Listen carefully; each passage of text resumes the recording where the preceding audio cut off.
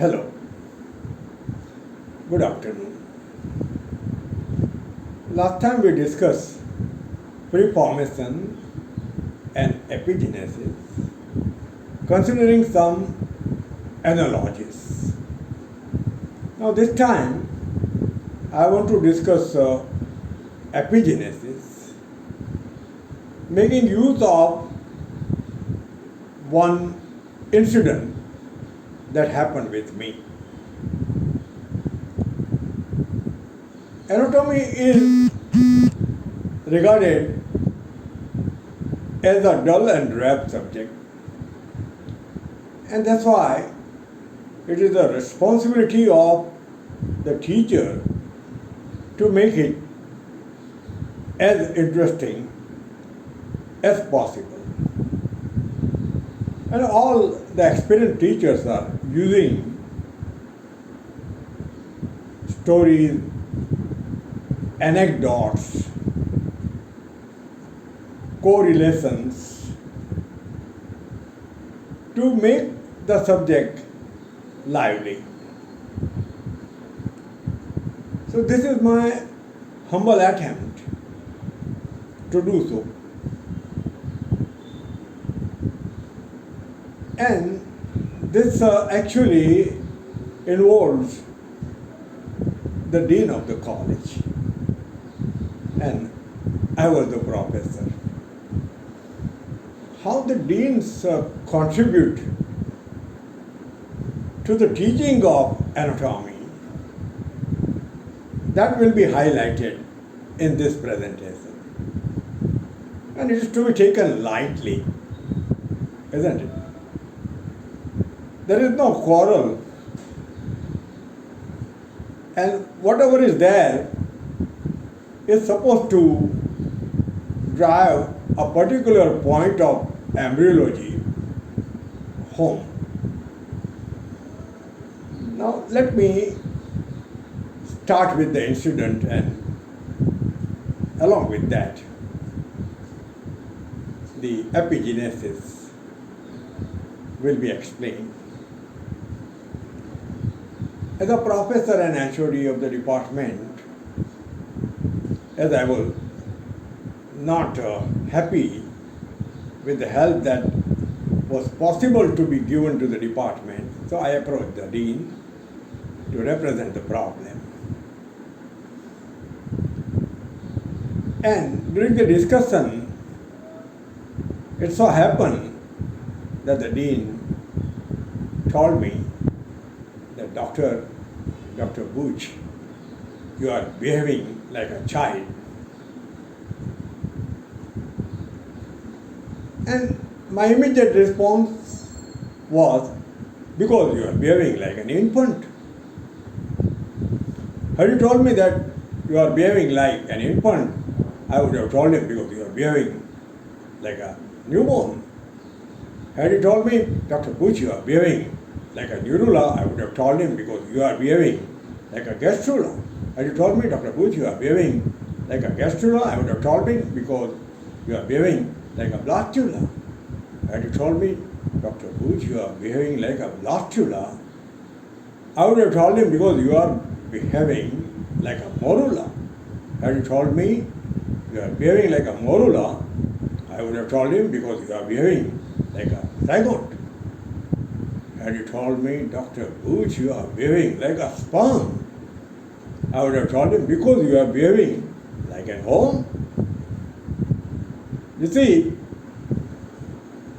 that is epigenesis in reverse order. So, after you have studied general embryology, then this can be discussed for the sake of revision. Now, I elaborate that further.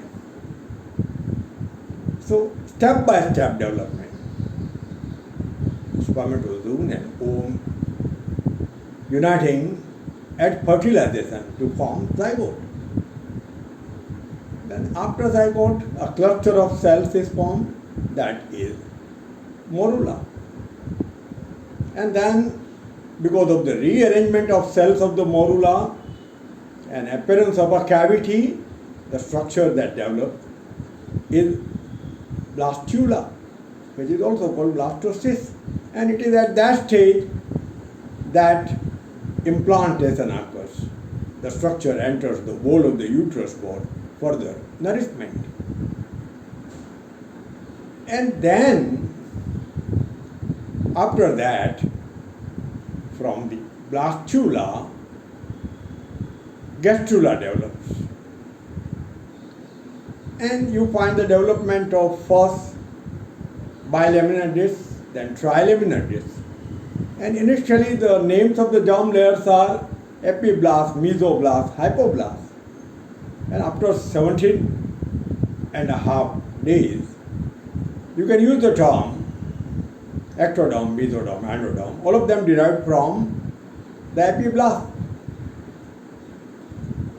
And then, with the development of the nervous tube, neural tube we call it as such, then that stage is neurula. So epigenesis means from simple to complex, the structures are developing, from one cell to many cells, from cells to tissue and tissues which combine to form organs, and organs combine to form system. And that is how the whole human body develops in a gradual fashion, step by step. Isn't it? So, the germ layers are there, ectoderm, mesoderm, endoderm, and from them all the structures of the human body develop. Isn't it? So, this is now epigenesis. I began with the reverse, beginning from the, of course, neurula, but before that, of course, child and infant and newborn, like that. I have presented this at several platforms, at the classrooms, well, many times, at the conferences, also state and national. At one of the conferences, I was asked about the last step here. Dr. Butch, you are behaving like a sperm. And then my response was, because you are behaving like a home. Okay.